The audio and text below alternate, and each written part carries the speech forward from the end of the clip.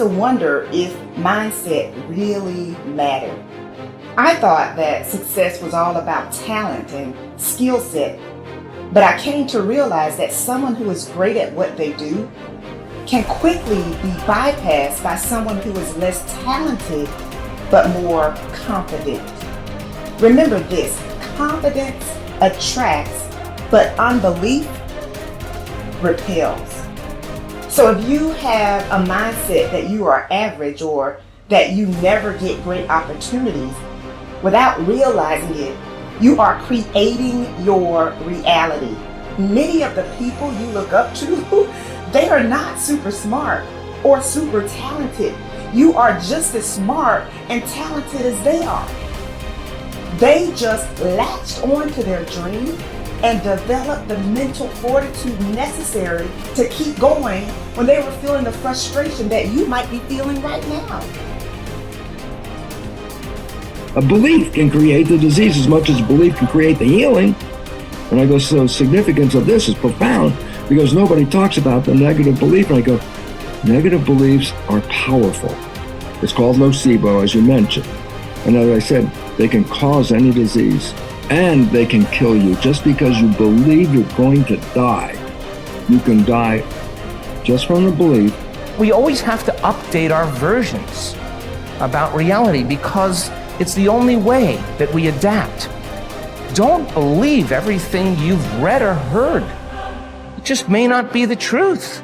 There's always a greater truth that you and I can begin to investigate. Surely someone in eternity has had similar problems as you and I, and they've gotten beyond it, yes or no? So study that person. You want to be wealthy? Study wealthy people. Don't just have some panacea that you're just going to get wealthy. Read about wealthy people and find out that they lost everything and failed miserably 20, 50 times. But what they had as a characteristic, a quality in their personality is they were persistent and they kept changing and they kept forgiving and letting go of the past and kept going. And sooner or later they ran into it, and when they had all the money they wanted, it was never about the money. It was just about that they could prove to themselves that they can do it. Stop rationalizing. Stop making excuses. Stop giving yourself little watered down assessments of where you're really at. Tell yourself the truth. Are you making yourself better? Or are you making yourself worse? Are you moving forward or are you moving back? Anything that you have that you feel is a negative, it doesn't matter. Anything you feel it's a positive, it doesn't matter. We're still the ones that make the decisions, and we're the ones that move the needle because no one's doing it for us. We want to change the world, we decide we're going to change it. We want to change the economy in our home, we have to decide. We want to change the amount of time we spend with family or live into our true purpose or be the woman or God or man God designed us to be. No one else is doing it for us. But what we can do is what you're doing. Gain capabilities from people who've already been there. Be a part of a group bigger than yourself. You already got the capabilities. You're already a part of a group bigger than yourself. You're already got the support of this amazing family. I think true behavior change is identity change. And it's this shifting of your self-image, or your beliefs, or the way you look at yourself. Because it's one thing to say that I want this, and it's something very different to say I am this. So people walk around with beliefs like that all the time. I'm not a language learner. I'm not good at math. I'm terrible with directions. I'm not good at remembering someone's name. Yeah. And once you have those type of, once you adopt that identity, it becomes very easy to just reinforce that over and over again. And so these three levels that you mentioned, outcomes, process, and identity, all three matter, but I think the key is that you want the direction of change to be in the right way, the right arrow. So if you start with the outcomes, if you start with the result, then you're like, oh, I really want this thing, and here's my plan for getting it. And most people just never think about the identity that comes underneath that. Like they think, I want to lose weight, or I want to be skinny, and if I follow this diet, then I'll be skinny. And then they don't really give any thought to the beliefs behind their behavior. But if you start the other way around, if you start at the identity, and you say, all right, who's the type of person that could lose weight? Well, maybe it's the type of person who doesn't miss workouts. Then you start with that identity. You say, okay, I want to become the type of person who doesn't miss workouts. Here are the habits I need to build. And then whatever results come, just come naturally. So most people focus on the results and build a plan and let the identity come naturally, but that rarely works because their beliefs like conflict with your actions. But if you start with the identity and you build the habits to reinforce that, then the results just come on their own. You are quite capable, and I don't even know what you earn, but I do know this. You can turn your annual income into a monthly income. You're very capable of doing that. Now, you may think that I'm exaggerating. You can't exaggerate when you start talking about the potential of a human being. Stop and take a look at the way we communicate today. I remember when I was a kid when I saw the first television set. If anybody had told me at that time it was black and white, it was snow, and somebody would appear on the screen and then they'd go away again. If somebody had said, listen, in your lifetime, you'll be able to put one on your wrist. Self-contained in living color. Somebody can shoot something going on the other side of the world. You can watch the Olympics on your wrist. You'd have thought they were right out of their mind, but all that's going on. In fact, that's nothing today compared to what we're capable of doing. You stick a little camera on our computer and look at the other person and talk to them anywhere in the world. Doesn't even cost you a nickel.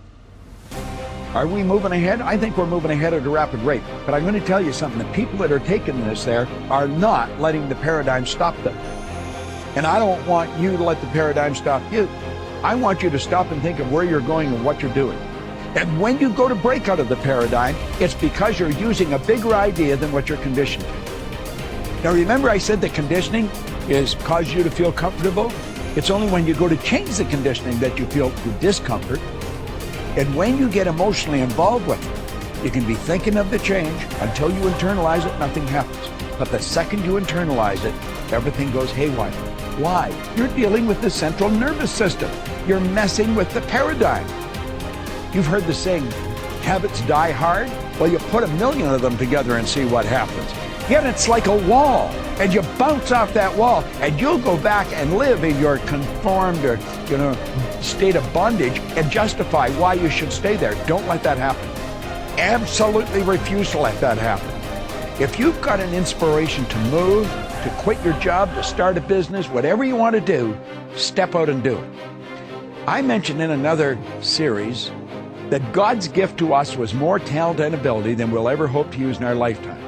And our gift to God is to develop as much of that talent and ability as we can in this lifetime. The future belongs to the risk takers, not the security seekers. Life is perverse in the sense that the more you seek security, the less of it you have.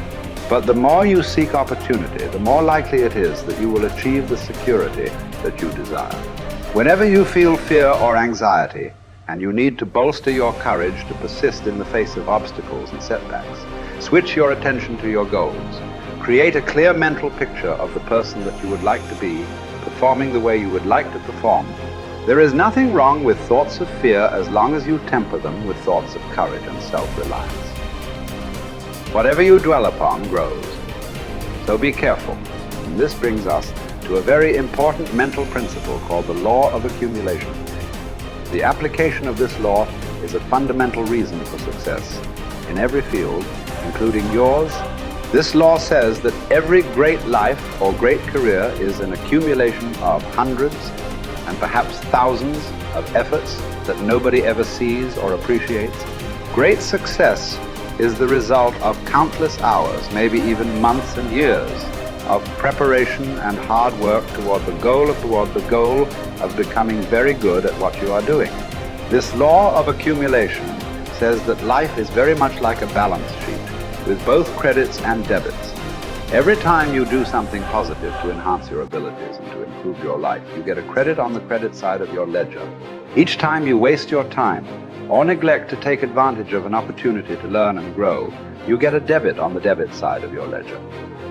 Here's the key. Everything counts. Everything that you do or fail to do is written down and totaled up on your balance sheet. Everything that you do or fail to do counts in some way. Nothing is neutral. Everything is either moving you toward a better life or moving you away from it. Everything counts.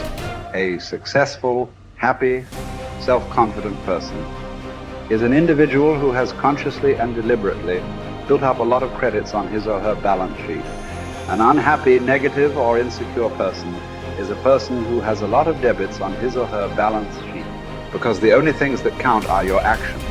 It seems that every positive and constructive action you engage in adds up and increases your levels of self-confidence and self-esteem. The law of incremental improvement, perhaps the most important corollary of the law of accumulation, is what is called the law of incremental improvement. This is really the law that explains how you move from wherever you are to the top of your field. This is the law that explains all great success in America or anywhere else in the world.